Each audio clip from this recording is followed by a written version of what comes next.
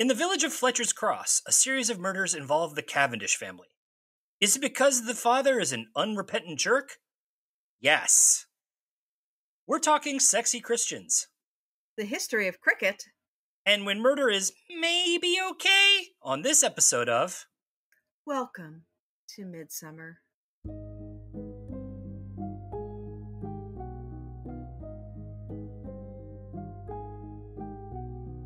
Hello, and welcome to Midsomer, the podcast where we dissect all the mysteries, the murders, and the many weird things about the long-running hit TV show, Midsomer Murders.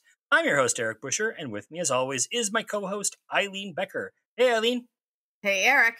Today we are talking about Dead Man's 11, the third episode of the second series. It originally aired September 12, 1999. It was directed by Jeremy Silverstone and written by Anthony Horowitz, the pair behind the pilot episode, The Killings of Badger's Drift. Let's get stumped. Assuming that's a cricket reference? That is a cricket reference. Spoiler warning! We will be discussing the events of this episode, including the identity of the murderer. So if you haven't watched yet and don't want to know who done it, pause this and go watch it. We will still be here when you get back. Mr. and Mrs. Barnaby? That's us. Oh, do come in. Oh, that's a lovely sound, isn't it? The batter against the ball. It's very English. Oh, yes, long summer afternoons spent in peace and harmony. I always say that if Jesus had played a sport, I'm sure it would have been cricket. Some years passed in the village of Fletcher's Cross. A mother reads her daughter a bedtime story about a brave knight fighting a dragon in the land of an evil king. Meanwhile, the girl's father works in a quarry run by a different kind of monster, Robert Cavendish. When some explosives don't go off, Cavendish forces quarry manager Ian Fraser to send the man, one Matthew Draper, to look at the bomb. But the bomb then explodes as Draper approaches, killing him. In modern-day Fletcher's Cross, Cavendish plays cricket with the local team he runs. His son Stephen tries to talk to him about a loan, but Robert pushes him off. Robert's wife Tara makes some subtle digs at Stephen's wife Jane's love of sweets. After the game, Robert gives the least rousing speech possible to the team and fires member Charles Jennings after one mistake on the field. Meanwhile, the Barnabys, Tom, Joyce, and Cully visit a house in the village. Joyce is house hunting, and she thinks the home owned by Colin and Christine Cooper is just perfect. The Coopers are looking to move to Africa for missionary work and don't seem thrilled to learn Tom is police. Afterwards, the family stops off at the local pub for lunch and runs into Zelda Fraser, who is leading a campaign to reopen the local paths through the mere that Cavendish closed off. She's, intense. Inside the pub, Stephen makes out with local barmaid Patricia Smith. Over at Midsomer Worthy, D.I. Gavin Troy is trying out for their cricket team in an attempt to get a life. He's pretty good, so Coach Ian Fraser, yes, that Ian Fraser from the beginning, looking much worse than he did back then, brings him onto the team so they can play their rivals, Fletcher's Cross. We're going to murder Cavendish, he says. Take a number, buddy. That night, Robert celebrates his birthday at his big fancy manor and receives the perfect gift from his wife, a Nazi dagger. Turns out he's a big collector of Nazi memorabilia because his personality alone wasn't enough to make us realize he's a terrible person. He then tells his family that he's selling the whole property and moving with Tara to Orlando. This doesn't play well, and Stephen blames his stepmother. The next day, Stephen heads out early, telling Jane he's going to the office, although we know he has a date. Tara takes Kaiser, the family dog, for a walk in the woods. She stops at the old quarry and looks down. Just then, someone comes up behind her, and faster than you can say, "What are you doing here?" she's beaten to death with a cricket bat. The next day, Tara is declared missing, and Barnaby and Troy are called in. Cavendish is unpleasant from grief. Or just unpleasant, and is not really super helpful with their search. Mrs. Wilson, the housekeeper, is super helpful, though, telling them she heard Tara say she was headed towards the quarry, which is where they find her body. Cavendish is shocked. Apparently, he really did love her. Jane tells them the bat description sounds a lot like Stephen's, so they head over to his office to find him. Stephen doesn't seem too sad over Tara's death and says he was in the office at the time of Tara's murder. But his secretary, Christine Cooper, tells them he's lying. Barnaby recognizes Stephen from the pub and suspects he was with Patricia, so they head over there. That's where they find Charles working there and recognize him from his days as a sex worker in Badger's Drift. Patricia covers for Stephen, saying that Stephen loves her and not his wife. Troy tells Barnaby about his new cricket team, which Barnaby thinks would be good for intel on Cavendish. Or he just really wants Troy out of his hair. Ian knows his wife was running around the Cavendish's property the day of Tara's murder and asks her if she saw anything. But Zelda doesn't answer. Is she the killer? Christine tells her husband that she's worried the police will uncover their big secret. What are they hiding? And why are they so weirdly horny? Charles types up a note to someone saying he knows what they did and asking for £500. Who is he planning to blackmail? Ooh. What's Midsomer without a little blackmail? And £500 is little. Yes. Tourist info. So Fletcher's Crush appears in Dead Man's 11 and Things That Go Bump in the Night. It's known for its lovely cricket fields. Look out! Crash! It is also the former home of a spiritualist church that had some controversy, as well as the annual dinner for the Fletcher's Cross Railway Heritage Site. Getting tickets can be murder. If you're looking to buy a home in a converted post office, do we have a deal for you? So, I think the first thing I noticed about this episode is the first half is very slow, like a cricket game, but it definitely picks up a lot of speed in the second half. That seems more of a pattern in the earlier seasons, where it followed, in a way, a little more traditional literary mystery format. They tend to set up the victims a little more. Yeah. Now we kind of get the victims almost immediately. Yeah, I would agree. Or within like the first 5 minutes. And this, it was a lot of setup. It was fine. There's a lot of funny stuff. There's a lot of great character development. But it like in terms of pacing, the first half, like this episode, I if you look at the time, it's about almost an hour and 40 minutes. And, the first half, all that stuff that I just described is only in the first 40 minutes. Yeah. Which means like the last hour, it's a lot faster. Yeah. Let's talk about the big family in this episode, the Cavendishes. Aren't they lovely? There are a lot of really bad families in Midsomer, but the Cavendishes are a special kind of awful.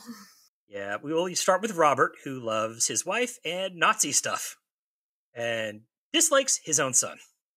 It's surprising that he does love Tara, because she is very much the trophy wife that you expect from a rich guy to have as the second wife. And the Nazi stuff is just a dead giveaway. We know that people who collect Nazi stuff, and because they admire the Third Reich for its efficiency, are not good people. An interesting sidebar, though, is that John Nettles has written a couple of books about the Nazi occupation of the Channel Islands, so his reaction to Nazi memorabilia was probably real. I will say, is like I was shocked when Robert said, "We're moving to Orlando." I'm like, why would you? Like, if he had said Miami because it's on the water or whatnot, sure. Orlando is Disney and like theme parks, and that's it. But I do love that line where, so who was it that mentions you marry I guess it was Stephen, you marry a child and end up living at Disney World, Disneyland, whatever. Did you want him murdered? I kind of wanted him murdered. Of all the people who get away with not being murdered, he is one that really should have been murdered. Tara is not a nice person, but I don't think she deserved to be murdered. Tara was bland. Tara was a bland, like second, like stepmom wife, didn't care for Stephen. Stephen is pretty unlikable, so it's like can't really hold that against her. Mm-hmm.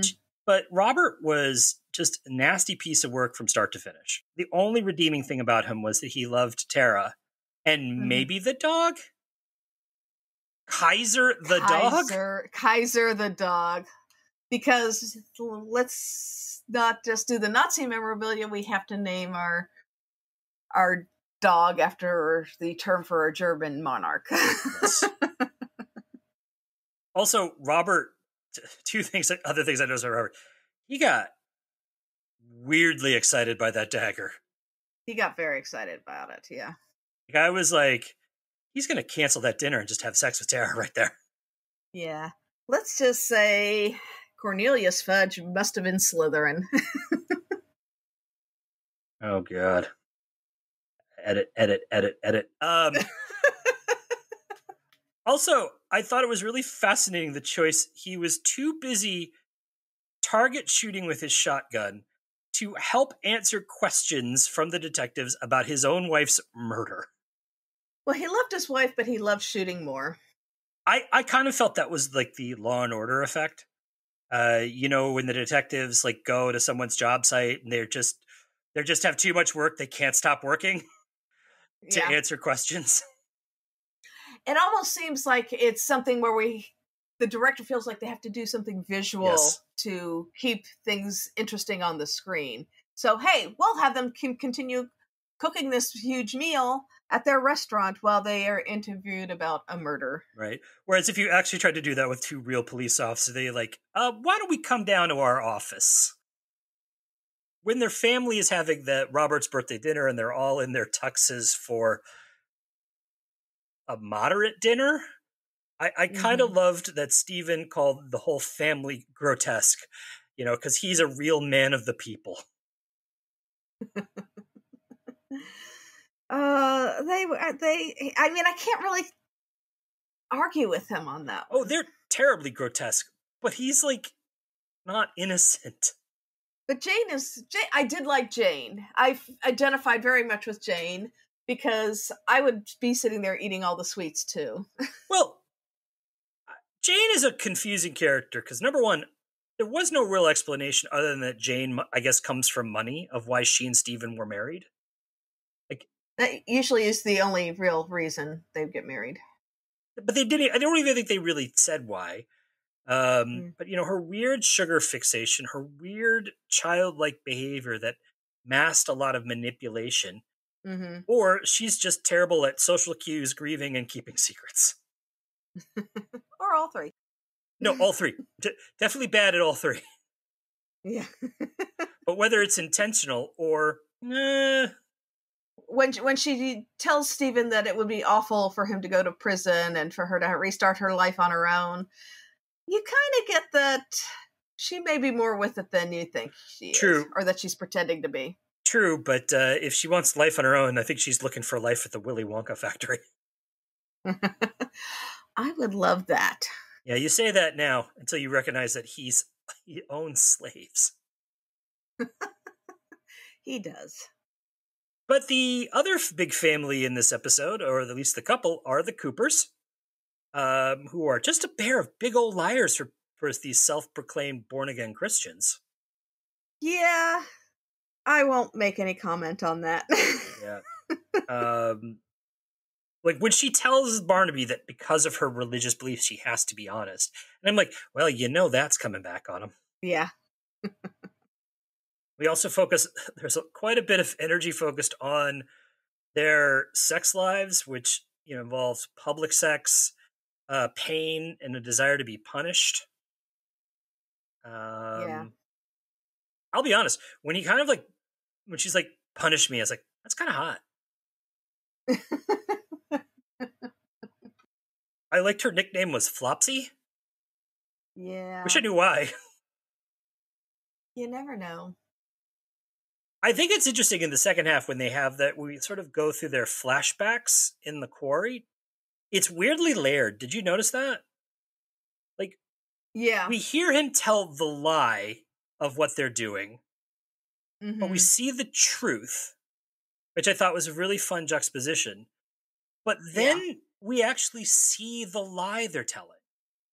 Yeah. And we get a second scene where where we see the truth, which I thought was an interesting, weird... it was a cheat in many ways. Yeah. But I think it was an acceptable cheat. I thought it was a very creative cheat, but it was an interesting choice to do that because it's, we had already set up that the camera was being the reliable narrator to his unreliable narrator, but because we see all of a sudden the lie, well, whose view? Yeah. Like, what's the viewpoint here? What is the point of view? Yeah. That's where I was like, that's a weird choice because it could be very, very confusing. Yeah. Yeah. The last thing I had to note for them is, so when we see Colin inside the Beavis house, he's so tall and it's so tiny. He looks like that scene of Gandalf in the Hobbit's house in Lord of the Rings. Just this towering mammoth. It was very funny. Yeah. I like it when he's wandering around as the museum as security guard. That museum probably would not have a security guard. That museum doesn't have any customers. I know. And I love a good regional museum that is weird and odd and stuff, but they usually don't have many people go to them, unfortunately. I have gotten private tours because I've been the only person that has been there that day.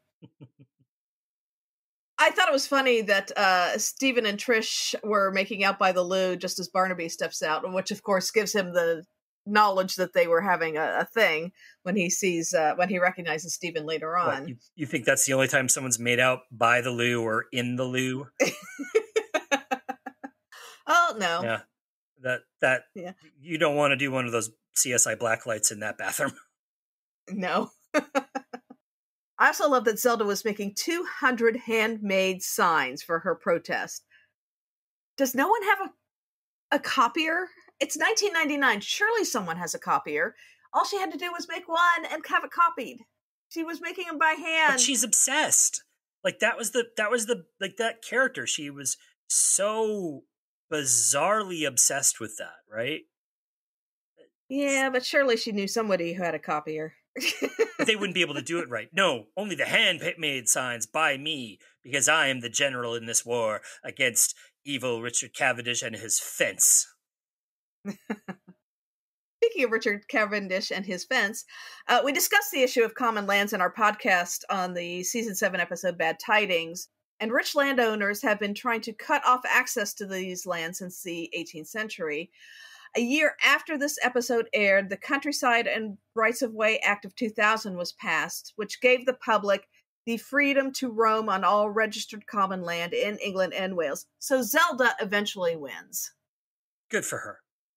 Which one was Bad Tidings? That was the Dan Scott's first episode and Cully's Really Bad Friends. Oh, yeah. Okay. The Spanish Night. Spanish Night. Cheney's Field. Yeah. Everything blurs together.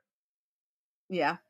So, since you're bringing us into English practices and laws, I think that's probably a good cue for me to get a comfy pillow while you take us to Eileen's History Corner, talking about cricket, and I'll have a nap. The origins of cricket lie in the murky past. It developed in southern England in the Weald area of Kent and Sussex and may have been a variation of bowls, or lawn bowling, developed by country children probably as early as the 13th century. It's thought that they may have started bowling at tree stumps or sheep pen gates. Hey, life in the country was a bit limited. Eventually, one of the players tried to stop the stone or ball from striking the target by batting it away, which was probably not legal at that time. Oh well. Anyway, these early bats were probably tree branches that were curved, looking more like a hockey stick. Eventually, cricket moved from being a children's game played on a farm to a game between adults. The name of cricket may have come from a Middle Dutch phrase for hockey, met de cricket, but no one really knows. The earliest written reference to the game was in a 1597 court case about a plot of land where the coroner in Guildford, Surrey, testified that he had played cricket there 50 years ago. A few years later, in 1611, 2 men were prosecuted in Sussex for playing cricket on a Sunday. The first dictionary citation of the game was also that year. During the Commonwealth after the Civil War, cricket was not specifically forbidden, though playing games and sports on the Sabbath was. Cricket's popularity among the lower classes waned during this time, as Sunday was often their only free time, but it seems to have been picked up by the nobility. During the hedonistic days of the Restoration, gambling on cricket became hugely popular. It was also at this time, in 1697, that the first mention of the 11-a-side match was made in a newspaper, probably in the sports section. There wasn't a sports section at that time. In the 18th century, cricket started to spread from the southern counties to London. Inter-county matches were played and clubs were established, setting up rules by 1744. First through the Hambledon Club and then through the Marylebone Cricket Club, which dominated the regulation of cricket until the late 20th century. Cricket spread to the north of England and then through the colonies as Great Britain became a world power and imported its culture through Africa, Asia, Australia, and the West Indies. In the 19th century, bowling was all done underhand, and controversy engulfed the sport as bowlers began raising the point at which they released the ball, the round arm revolution. In 1864, the rules allowed for a straight-armed overhand bowl, which dramatically altered the game. Pads and batting gloves became part of the cricket batter's kit. A match could last days, so a one-day cricket or limited overs being the times a bowler is switched out after 6 pitches, was developed in the early 20th century. In 2003, 2020 cricket, or T20, was developed. It is a style of one-day cricket that limits each side to 20 overs. The longer form of the game, played over 5 days, is referred to as Test cricket. Cricket is still popular in the United Kingdom and in many of the countries of its former empire.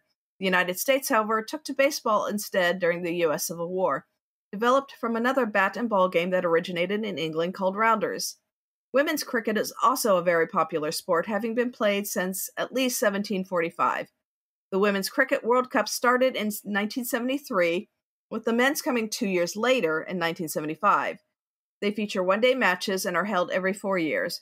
The West Indies teams won the first 2 men's championships, while England won the most recent in 2019 in what was basically overtime over New Zealand. Both teams had scored 241 runs. The 2023 Men's Cricket World Cup is being held in India as we record this podcast.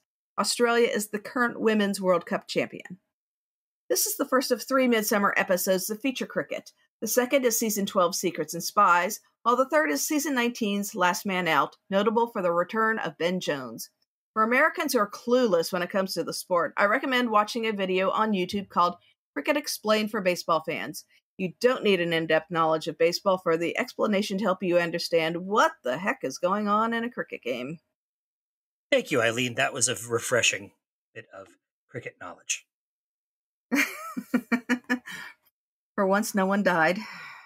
I like that the opening scene of this episode has them all playing cricket and with clearly like dark clouds in the sky. I was like, so British. And of course, this had the classic line, if Jesus played a sport, it would have been cricket. Oh, come on. Americans know it would have been baseball. It would have been soccer. He was too busy turning over all the tables of the money lenders at the temple for sports. Mm-hmm. All right, let's look at the cast highlights of this episode. So Robert Hardy played Lord of the Manor Robert Cavendish. Hardy is a celebrated British actor who studied at Oxford and served in the RAF during World War II. He started his career as a classical actor, appearing in a number of Shakespeare productions with such luminaries as Larry Olivier, Vanessa Redgrave, and Diana Rigg. He would go on to appear in The Troubleshooters and Edward VII before he got the role that he is probably best known for, the veterinary surgeon Siegfried Farnan in the original All Creatures Great and Small. He appeared in 80 episodes from 1978 to 1990. He also played Cornelius Fudge in the Harry Potter films and Winston Churchill in several productions. He was an expert on the medieval English longbow, writing 2 books on the subject. And Hardy passed away in 2017. Penelope Beaumont played Special Housekeeper Mrs. Wilson. She made her first on-screen appearance on an episode of Dixon of Dock Green in 1975.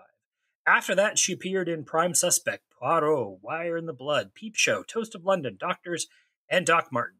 She has kept a pretty low social media profile, so there's not a lot of information about where she studied or anything like that out there on the internet. Duncan Preston played the punishing Colin Cooper. He's a RADA grad known for his work with the Royal Shakespeare Company.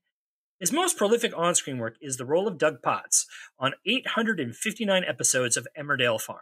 Now, he also appeared in Acorn Antiques, Bergerac, Surgical Spirit, Hardwick House, and Nativity 3, Dude, Where's My Donkey? He also appeared in a 1981 public information film as a guy trying to lure school children into his car. Nativity 3, Dude, Where's My Donkey? Does not sound real. Comes up from that is a listing in IMDb. Also, I thought you were going to say that's your favorite holiday film. Well, I think it is now. I've got to seek that out. Terence Rigby played Robert Cavendish superfan Ian Fraser. Rigby is another RADA grad with extensive stage and screen credits. He appeared in the original production of Harold Pinter's The Homecoming and No Man's Land, as well as productions of Hamlet, Amadeus, and State of Revolution. Now, on screen, he's best known for his role of likable police dog handler PC Snow in the show Softly Softly, Task Force. He appeared in the Michael Caine classic Get Carter, the Alec Guinness version of Tinker Tailor Soldier Spy, and as Dr. Watson in the Tom Baker version of Hound of the Baskervilles. He also showed up in Tomorrow Never Dies, Elizabeth, and Mona Lisa Smile. He passed away in 2008. Delia Lindsay played his obsessive nature walker wife, Zelda Fraser. She's a character actress whose first big role was in the Hammer horror film Scars of Dracula. She would appear in Because of the Cats, A Fine Romance, Mrs. Brown, An Ideal Husband, and Surrealissimo, The Scandalous Success of Salvador Dali, which features a lot of top British comedies greats. It's like a who's who in that movie. It's about another one. Yeah, another one to seek out. I'd never heard of it either, but apparently it is about all the surrealists putting Salvador Dali on trial because he was too popular. He sold out. Yep. Zoe Hart played Bad with Cutlery Patricia Smith. She's an actress who has done much more time on stage than on screen. She originated the roles of young Cosette in Les Mis and young Jenny in Aspects of Love. On screen, her debut was in the John Wyndham created show Chalky. She went on to appear in Cracker, the filmed version of Aspects of Love, Jonathan Creek, and At Home with the Braithwaites. She returned to the role of young Cosette for the 25th anniversary Les Mis concert in London. She hasn't really acted since then, though, and it looks like she's now a Pilates instructor in London. Hilda Braid played shrewd and devious Doreen Beavis. Another Rotograd, she started on stage in the late 50s, going on to work with the Royal Shakespeare Company in the 70s. On screen, she's been in Scrooge, Citizen Smith, Brookside, 101 Dalmatians, and Mrs. Dalloway. Her final role is also the one she is probably best known for. She played Nana Moon on EastEnders from 2002 to 2005. She passed away in 2007. I thought she was great in this role, showing kind of a really devious intelligence, telling everyone she has a head like a sieve, and really it's a head like a steel trap. I loved her. I thought she was so much fun because you know that every time she says, it was nothing. Yeah. That it was something. Oh, I love it when she's like, there's nothing suspicious except for, well, this thing and this thing and this thing, but nothing suspicious. Yeah. It's like, oh, she's Minnesota nice. Yeah. Susan Field played Unable to Fly, Emily Beavis. She appeared in The Adventures of Sherlock Holmes' Smarter Brother, Clockwise, Little Dorrit, The Tall Guy, and the Kenneth Branagh version of Frankenstein. Not a lot of information about her out there. It just seems like a steady character actress. She passed away in 2005. Joss Gower played Guy Who Gets Blown Up Good, Matthew Draper. Now, Gower has done a little bit of acting, but his main gig is stunt coordinator. He did stunts for The Fifth Element, Notting Hill, which I believe was probably the driving sequence towards the end. He's in the bad version of The Avengers, The Mummy, Blackadder Back and Forth, Gladiator, and so many more. Now, his biggest claim to fame for stunt work is he doubled for Liam Neeson in The Phantom Menace and for Hayden Christensen in Attack of the Clones. Basically, it looks like if you did something in London or in England that required stunt work, he's done something on there. Yeah. He probably got a multi-pass for doing The Fifth Element.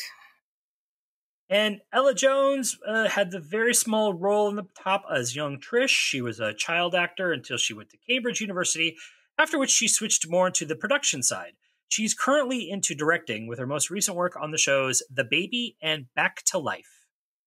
On to our return visitors. Anthony Caff was bad at love, bad at business, average at cricket, Stephen Cavendish. He was also in The Village That Rose from the Dead. Caff is a Lambda grad who made his first television appearance in Doctor Who way back in 1982. He's best known for his roles in Holby City and New Tricks, but also appeared in The Madness of King George, Anna Karenina, Dracula, Poldark, and the upcoming Partygate movie. Another one to add to the list. He's married to the actress Caroline Harker, who we talked about when we discussed Market for Murder. Annabelle Apsion was sweets-loving Jane Cavendish. She also appeared in Death in Chorus. Her first on-screen work was in the show Emmerdale Farm, and she went on to appear in Lolita, From Hell, and About a Boy before landing the role of Monica Gallagher in the classic sitcom Shameless. She's also Violet in the popular and long-running series called The Midwife.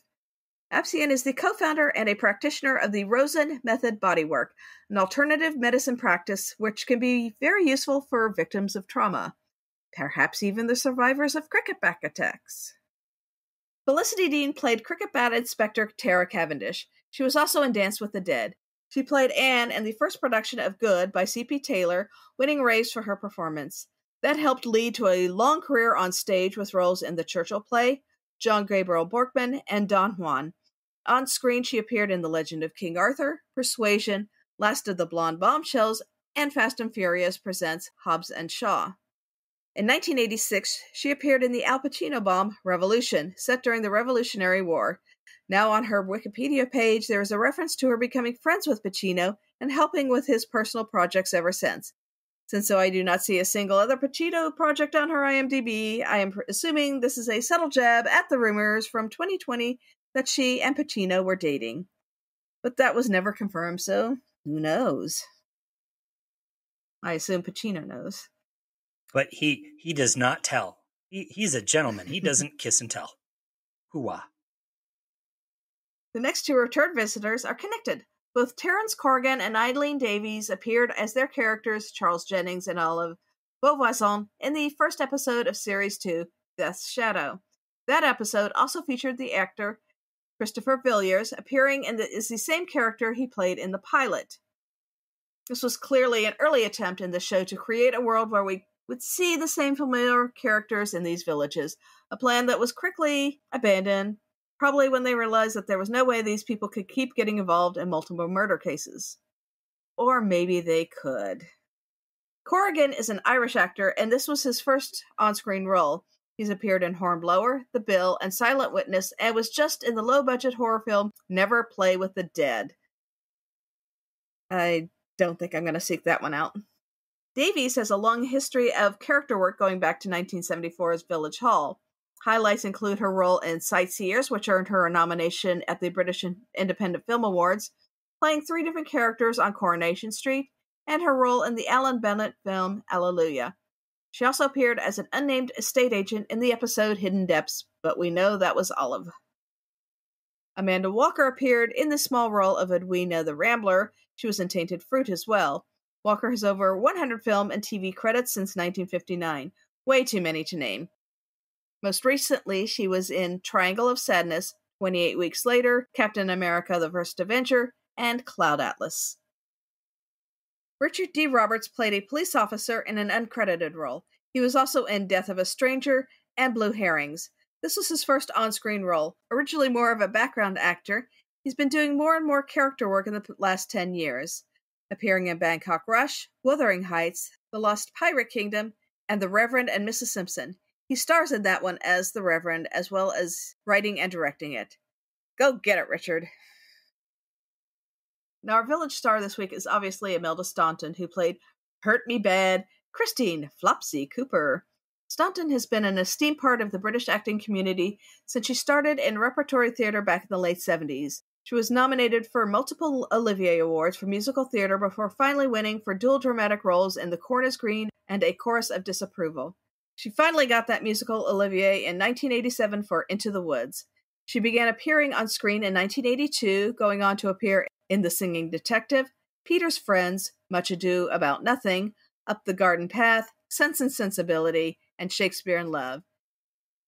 In 2004, she starred in the Mike Leigh film Vera Drake, playing the titular character and earning the Best Actress Award at the BAFTAs, the European Film Awards, and the Venice Film Festival. She also received an Academy Award nomination for that role. She played the role of Dolores Umbridge in the Harry Potter films, and as Alma Hitchcock in The Girl. She's the voice of Aunt Lucy in the Paddington films, and most recently she's played Queen Elizabeth in the final seasons of The Crown. She's married to the actor Jim Carter, who plays Carson on Downton Abbey, and appeared in Midsomer Murders in The Fisher King. Staunton joined her hubs in the 2 Downton Abbey movies. Their daughter, Bessie Carter, appears in the show Bridgerton, but she has not been on Midsomer yet. So how fun and weird is she in this episode? I love her. I mean, you see that she is just such a great actress. She brings so much. She doesn't play it over the top as a lot of people play kind of a very staunch Christian, and you get a lot of subtlety with her performance in it, but she's still having fun. You know, seeing her in there, I was like, well, is she the killer? And then as it goes on, I was like, she's clearly not the killer, but she's also clearly got a very weird, fun role. And I kind of have the feeling like they offered her, maybe, I don't know how they got, because she was a recognizable actress at this point. So like getting her in this role, it was like, either they wrote this role specifically for her, or she was like, oh, I want to play something weird. Like, here you go. Yeah. They managed to get some really high-profile actors for Midsomer Murders, and you wonder if it's a rite of passage that you have to appear on the show, kind of like you have to appear in a Harry Potter film. It's required to keep your actors union card. No wonder they're striking. All the American actors can't get a role in the Harry Potter films. Or a Midsomer Murder. That's true. That's true. All right, we're going to take a quick break here, and we'll be back with the second half of Dead Man's 11.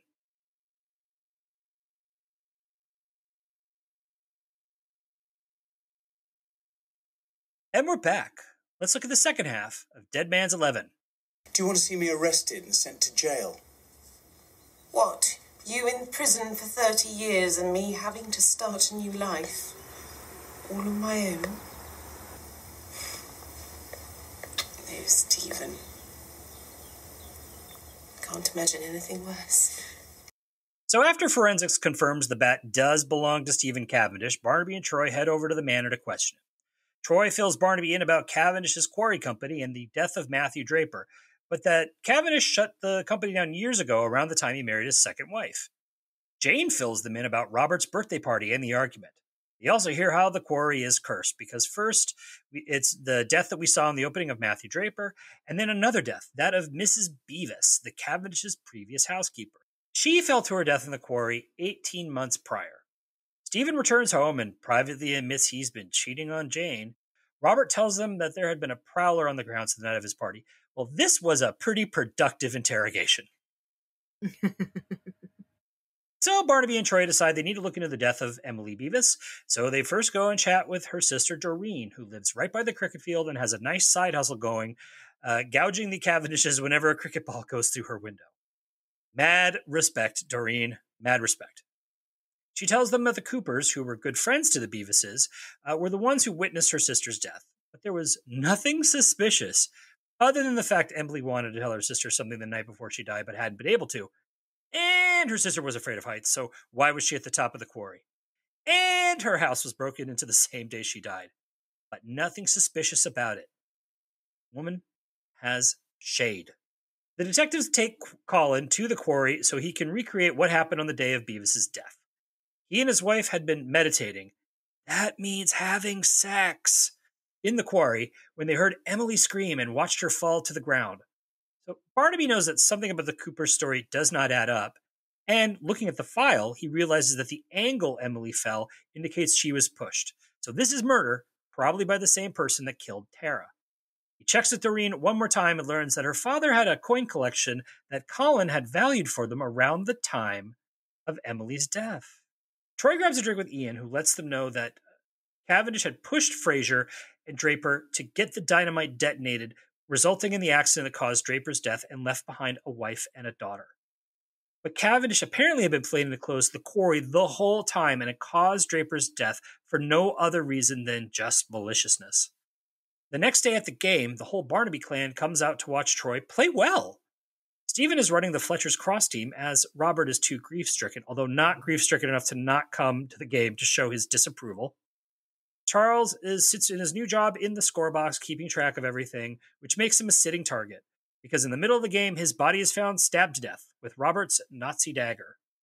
Patricia had discovered the body because she saw Stephen go in with a cup of tea, thought maybe it was another makeout session. Stephen says Mrs. Wilson asked him to take in the tea, and she says he volunteered, so he is now suspect numero uno. They find 500 pounds on Charles's body and the ransom letter crumpled up in Stephen's cottage. So this seems pretty open and shut because the letter says that Charles witnessed Tara's murder because he's a creeper. Barnaby thinks this is a little too neat. And there's a few loose ends, like if Charles is blackmailing Stephen, why ask for only 500 pounds? And why murder Emily Beavis at all? And we start getting some answers to all these questions. Barnaby returns to interrogate the Coopers and accuses them of killing Emily. But on the first reveal, we learn they didn't kill her, but they did cover up that they saw someone at the top of the quarry, meaning they knew she was murdered. Plus, they had broken into her home to steal an incredibly valuable coin. So they get to go to jail for conjugal visits, I guess? At another house showing, Barnaby hears something that triggers the solution. He and Troy race back to Cavendish's manor when we get the second reveal. All of this has been a plan to destroy Robert Cavendish by Matthew Draper's wife and daughter, Mrs. Wilson and Patricia. They've spent years plotting this revenge. They killed Emily to get inside the house for intel. They murdered Tara with Stephen's bat to frame him and hurt Robert. Charles witnessed Mrs. Wilson killing her, so he tried to blackmail them. But Patricia killed him in the score box, then pretended to be him to make Stephen think he had given tea to Charles. All of this was to make Robert look like he was at the end of his rope, so they could murder him and make it look like suicide. The detectives race to the mansion, where the pair have drugged Robert and prepare to cut his wrists. However, the sirens from the police cars distract Patricia, and a drugged Robert makes a last-minute attempt to save his life, causing Patricia to be killed by her own knife. So let's talk a little bit about the killer, or killers in this case, because it is the mother and daughter team. I had great sympathy for them and their motives. Yeah, as we've discussed, Robert is a horrible person, and the Cavendishes are not likable people. And if they had not gone so over the top with it, they would have had a lot of sympathy. I feel like if they had just killed Robert, like the fact is they went after, like they had this whole weird plan. They killed Charles, they killed Miss Beavis, they killed Steve, they killed Tara. I feel like if they had just done the straight thing and just killed Robert, would have been fine. Yeah, you know. Yeah, it's killing Emily Beavis to get in position to do all this, which made it a bad thing to do. Yeah. No matter their motives. Yeah. It was all a bad thing to do. It just, Robert Cavendish deserves some bad things. Yeah. What did you think of that Bond villain-esque speech at the end of this episode? For me, this is where things kind of go off the rails, because I thought for the most part it had been a well-acted episode, but then that whole dining room scene is so over the top. It is a Bond villain speech. They are so overacting that it feels like a separate show at that point. It ventured into low-budget horror movie. Yeah. Mummy, let me do the murder. Let me cut him, Mummy. I was like, oh boy. Can I do it now, Mummy? Yeah. It's like, oh, please. Let's get back to the more subtle way. I can see why things. I can see why you're a stage actress. Yeah. No, actually, I thought she was really creepy in the end. It was just the over the topness was weird, even for Midsomer, which can be very over the top. Yeah. Yeah. There was a couple holes in their plan. Yeah. Number one, pretty sure forensic would have found her hair all over the cap and sweater. Yeah. And that's not how you, like, she was cutting his wrists like she was going to saw off the hand, as opposed to, like, if you're trying to fake suicide. Yeah. Little weird. Yeah. And also, as we know, Miss Wilson, or Mrs. Draper, when she pushed off... Use her married name, Wilson Draper.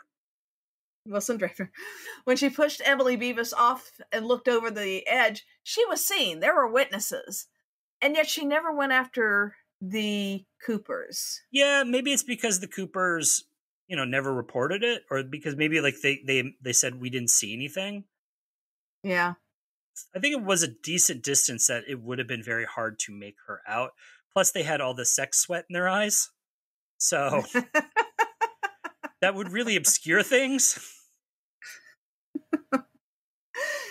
Okay, we shall never mention sex sweat in the eyes ever again. Who knows? There's a lot of Midsomer sex.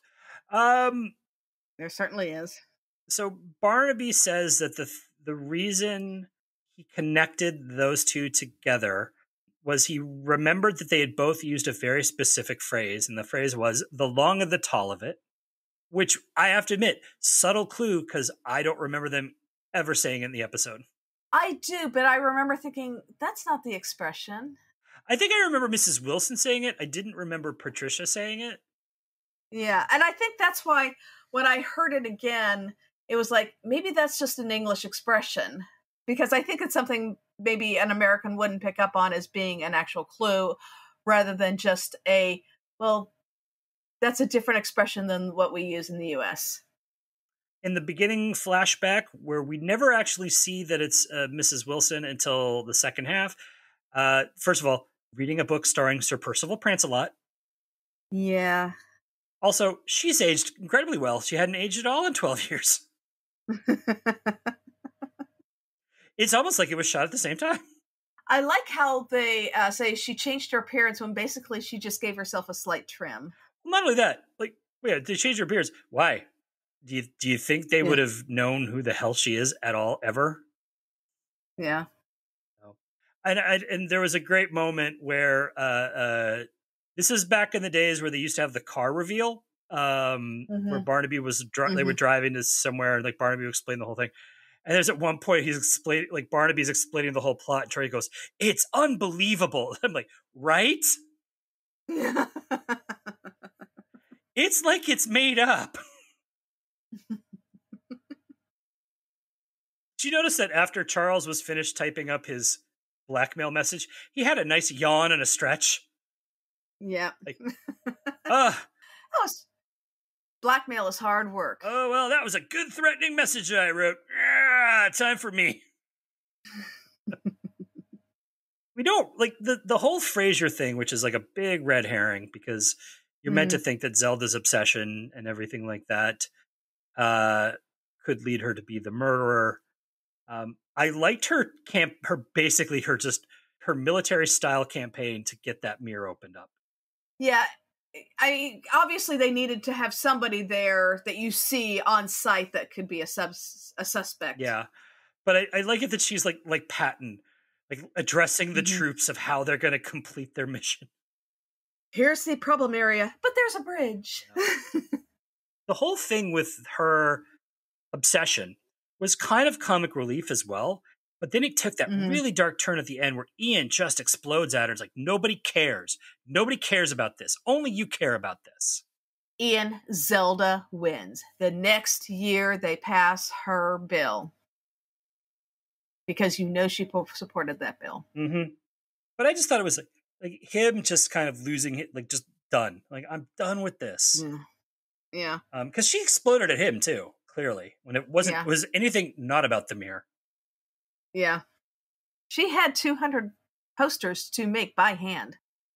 A couple of like filmed things in this episode I thought was interesting was a lot of stunt work.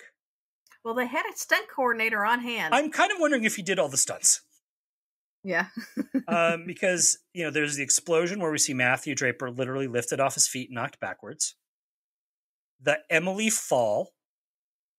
And then Zelda Fraser takes a fall into the water when the bridge that she's walking on has been cut by Cavendish. All three is stunt work, which is, again, that's a rarity in this show. Yeah. And I just thought it was very interesting. Also, some really kind of cool cinematography in this. The extreme close-up of the coin flip at the Fletcher's Cross Midsomer worthy cricket match. It's an important part of the game, Eric. They did when Mrs. Wilson is going to kill Emily Beavis, they did they had the camera at this really kind of cool low angle to watch her feet walk through the grass, which again was like a perspective. Again, it's a shot you don't normally see in Midsomer. It's not not the kind of shot they do nowadays. And then the most interesting thing is at the end when Patricia is bringing in the knife, they did the Spike Lee shot. Now, do you know what the Spike Lee shot is? No. Okay, so in every single Spike Lee movie, there is a scene where he has, and they kind of call it the Spike Lee shot now, is they basically put somebody on like a dolly, right? So they are moving they're supposed to be moving forward, and like the camera is kind of locked in place in front of them. So it's like a static shot of them supposedly walking, but it always looks like they're floating. Okay. It happens in every single Spike Lee film, and they did it here when she brings in the knife, because she's like floating into the room with that knife. Yeah. Yeah. What I noticed in the cinematography was there were a lot of windows that were shown. Yeah. People were looking through windows, or you were looking up at a window where somebody was. That was another thing that really stuck out for me on this episode as far as the cinematography. Yeah. I also thought the cricket game was well filmed, so that even if you didn't really understand what was going on, you could kind of see what happens. And I understood it much more so after watching that video that I recommended. But the cricket field and the club building were also used as the village green and the town hall in Death and the Divas, if that looked familiar to Midsomer fans. And I also thought they could have played up some of the talk effects of the quarry. At the beginning, you see them waving away some of the dust from the quarry. And then the young girl, who we later learn is Patricia, she's coughing.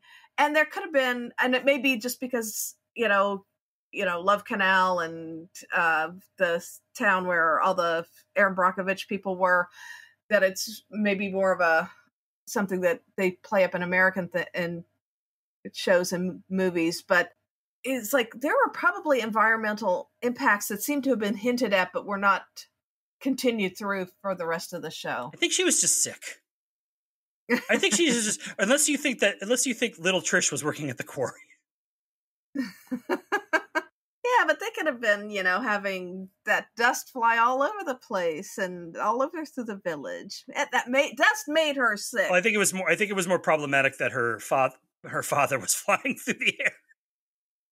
Well, yeah, and we don't know we never learn why Robert Cavendish closes the quarry. Yeah, I mean, there's some bits that are just not left there. I think because they're superfluous and they really need it. Like, look, you could either have quarry or you could have cricket. But you can't have both. Strange kill this episode, beaten to death with a cricket bat, sure as heck counts. There was a lot of blood and brains on that cricket bat. There were. I mean, and you see her, and that was not I'm going to hit you a few times just to make you dead. That is I am going after you with a fury with this cricket bat. Yeah. Kind of, when you see it from a distance, it's very brutal. It's super brutal. We've talked in how they've toned down the violence on the show over the years. Definitely do not see that anymore. Yeah. There was a lot of fury, and it seemed very, very personal. Yep. Let's look at some detective work in this episode. We had some interesting Troy moments. He has a lot of contempt for suspects. Have you noticed that? He just can't hide it. Yeah. Specifically when Cavendish mentions his wife was 35, he's like, she's 30. You were married a 35-year-old? Yeah. But he did love playing cricket. He did love playing cricket. And I did love it when Barnaby forced him to have a lemonade at the pub. You're driving, Troy. Yeah. But I do think we have to discuss this episode. We've mentioned it because it's subtle not subtle, but it's mentioned in the first episode a few times. But I really think it's this episode, we really have to kind of call out Troy's homophobia. Yeah, he makes a number of anti-gay comments about Charles, who worked as a male sex worker. And I have to say it, one of the reasons I've always had a problem with the Troy character is his homophobia. It's one of the main reasons it's really hard to even when they kind of toned it down or dropped it later, they dropped it. They never addressed it. There's never that I can recall an episode where Troy really learns that, oh, I'm a jerk. I'm a homophobe. And it comes up in a few episodes, obviously, in reference to Dennis Rainbird, where Tom Barnaby tells him that he's as politically correct as a Nuremberg rally, but also later in the Pussy Galore / Honor Blackman episode, A Talent for Life, where basically he hones in on a suspect purely because he's gay. Yeah. I can clearly see why they made the choice to kind of drop that character bit, and one would hope that the actor himself was like, I don't want to play this. Yeah. But by the fact of them never addressing it, and I don't, and look, before anyone kind of comes in and says the 90s were a different time, they weren't that different, and Tom never made those comments. No. And Tom seems to be, when, Tom makes the Nuremberg rally comment in the killings at Badger's Drift, but he also looks like he's going to say something to Troy about his comment when he gets interrupted by another police officer. I mean, there was a kind of looking up Troy's homophobia. Up until like a few years ago, there was more of a problem with how gay and lesbian characters were treated on Midsomer. Most of them either being murdered or murderers. Mm-hmm. They did go to the evil lesbian trope a few times. It's a thing where they've kind of balanced out. They like, obviously, as things have, they've changed. They've tried to be much more progressive. To say that Midsomer had a history of being both very white and very cisgender, like they're cisgender, that they have definitely tried to rectify. There was an issue where an executive producer very blatantly came out and said, we're not going to put any people of color in this because that's just not real. And he was quickly replaced. Yeah. And he was corrected in that, there are people of color. There are gay people in these villages. That is part of village life. As somebody's pointed out, every village has a curry shop, and it's run by Indians, Pakistani, whoever, But also, like, it'd be interesting if at some point when John gets a new sidekick, it would be interesting to see if it was a woman or a person of color or person of a non-cis sexuality. Yeah. Would be they've never done that, and then this show has been on for 20-something years. Yeah, they did have a coroner who was of Indian heritage with Cam. Yep. And then replaced her with Anne Badland.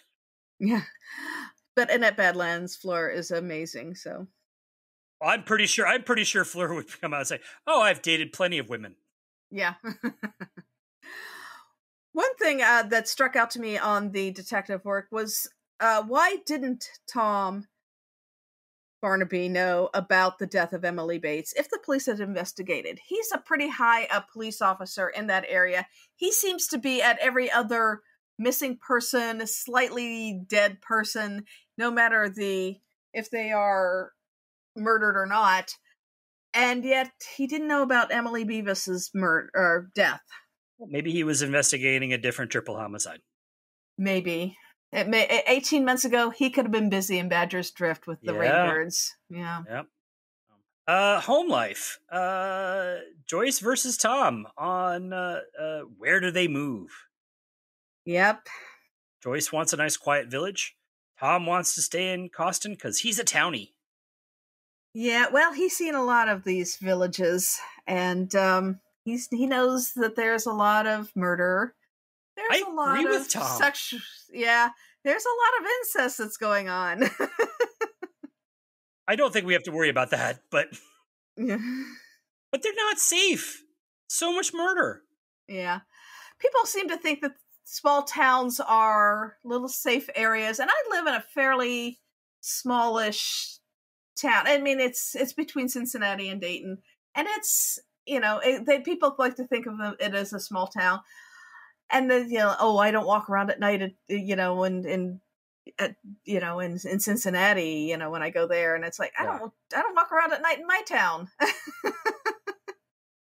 There are meth heads here. Hey, in the country, anything goes. Yep, that is true. Yep. Well, in the end, all this murder, Joyce decides townie life is not for her, but she's still going to visit towns as much as possible because she just likes that. She likes to live on the wild side. And usually ends up finding a dead body. Yep.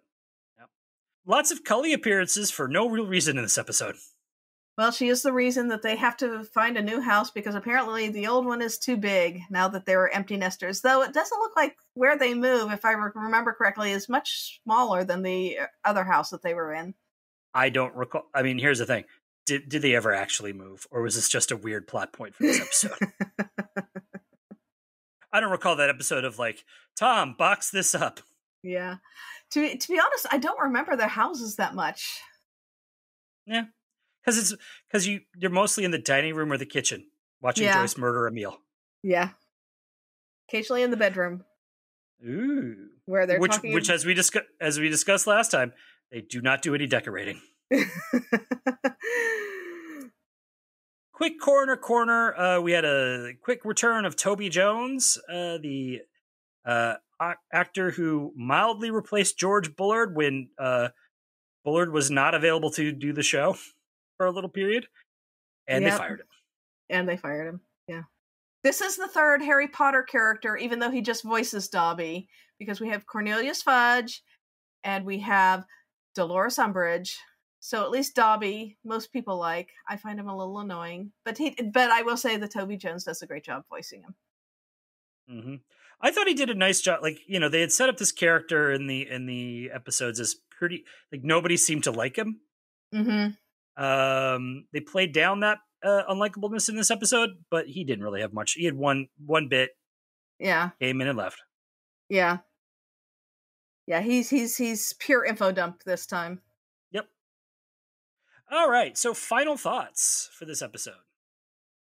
I would have liked this better than I did. And I think I like it up till that last scene, or the reveal scene, when they're going to have Robert Cavendish commit suicide. That is just so over the top that for me, it kind of clouds the rest of the episode. Even when I'm going back in that one scene where that they do have together in the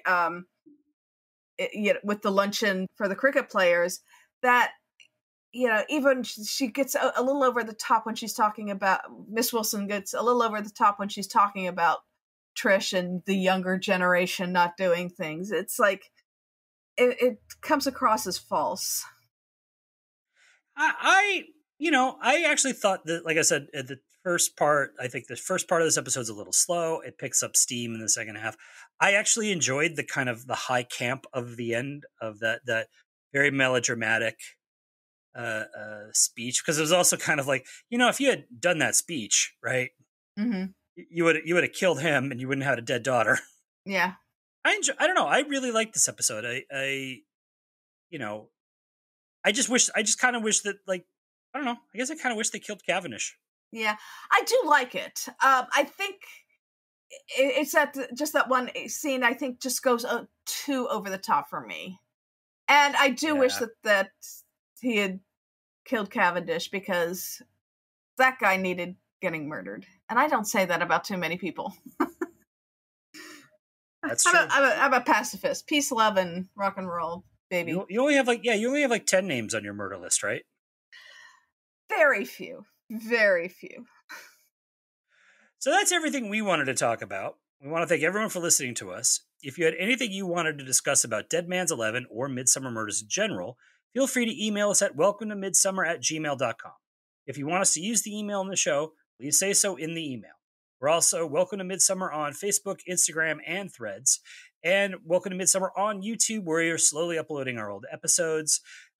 Please follow us in all these places. Reminder, please send us your favorite Midsomer episodes. Tell us how you got into the show. We've created a post on Facebook on our Welcome to Midsomer group. Please put stuff in there.